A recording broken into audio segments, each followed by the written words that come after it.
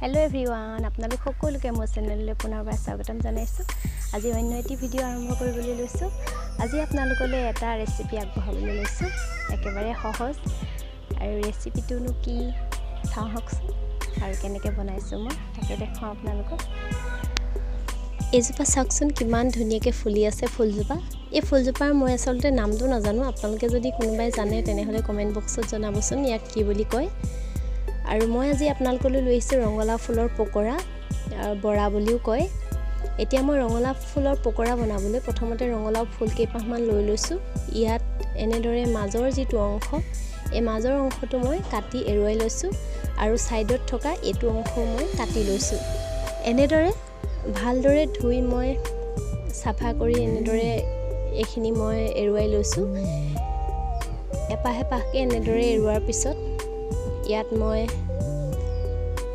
এতিয়া যিটো বেটাৰ লাগিব আমাক পকৰা বনাবলৈ সেইটো বনাই লৈছোঁ। ইয়াত মই দিছোঁ 3 চামুচ বেচন। 3 চামুচ বেচন দিয়াৰ লগতে মই দিছোঁ 2 চামুচ ময়দা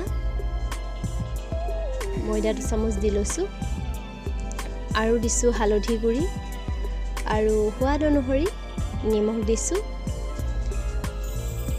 এয়া নিমখ দি লৈছোঁ আৰু লগতে দিছোঁ কালজিৰা অলপ আৰু দিছোঁ ধনিয়া গুড়া আৰু অলপ দিছোঁ জলকীয়া গুড়া।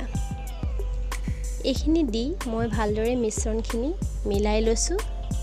এনেদৰে মিলাই লোৱাৰ পিছত আমি অলপ অলপকৈ বেটাৰটোত পানী দি যাম কম কমকৈ। এতিয়া এইবিলাক ভালদৰে মিলাই লৈছোঁ। এয়া আমাৰ এতিয়া মিলাই হৈ গ'ল। অলপ অলপকৈ মই ইয়াত পানী দি মিশ্ৰণখিনি তৈয়াৰ কৰি ল'ম। এই মিশ্ৰণখিনি আমি একেবাৰে পনীয়াও কৰিব নালাগে আৰু একেবাৰে ডাঠো কৰিব নালাগে। কেনেকুৱা কনচিষ্টেঞ্চিত ৰাখিব লাগে সেইটো মই দেখাই দিছোঁ আপোনালোকক।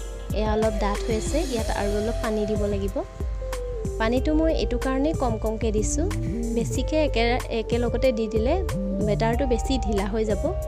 সেইটো কাৰণে কম কম পৰিমাণে মই পানী দি এনেদৰে ঘোলটো বনাই লৈছোঁ।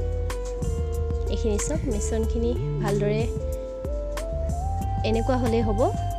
এনেকুৱা কনচিষ্টেঞ্চিতে ৰাখি দিব লাগিব। এতিয়া আমি ফুলকেইপাহ ভালদৰে এনেদৰে এইখিনিত লেটিয়াই ল'ব লাগিব। মিশ্ৰণখিনিত ঠাৰিডালতো অলপ লগাই দিছোঁ।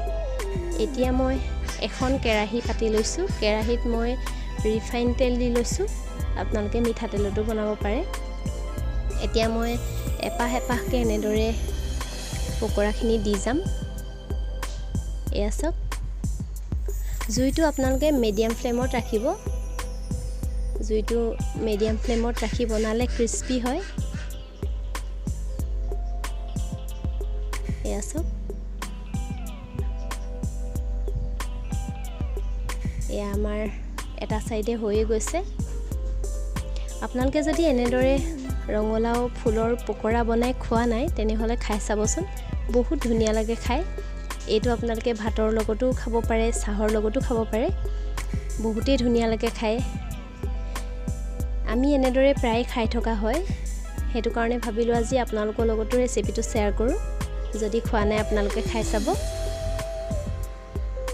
এয়া আমাৰ পকৰা ৰেডি হৈ গ'ল। ভিডিঅ'টো যদি ভাল লাগিলে তেনেহ'লে লাইক কমেণ্ট শ্বেয়াৰ কৰিব আৰু মোৰ চেনেলটো যদি নতুন হয় তেনেহ'লে ছাবস্ক্ৰাইব কৰিবলৈ নাপাহৰিব আৰু ছাবস্ক্ৰাইব কৰাৰ পিছত বেল আইকনটো ক্লিক কৰি অল কৰি দিব। ভিডিঅ'টো শেষলৈকে চোৱাৰ বাবে অশেষ ধন্যবাদ। আজিলৈ আহোঁ অন্য এটি ভিডিঅ'লৈ পুনৰ আপোনালোকৰ মাজত উপস্থিত হ'মহি। Bye bye.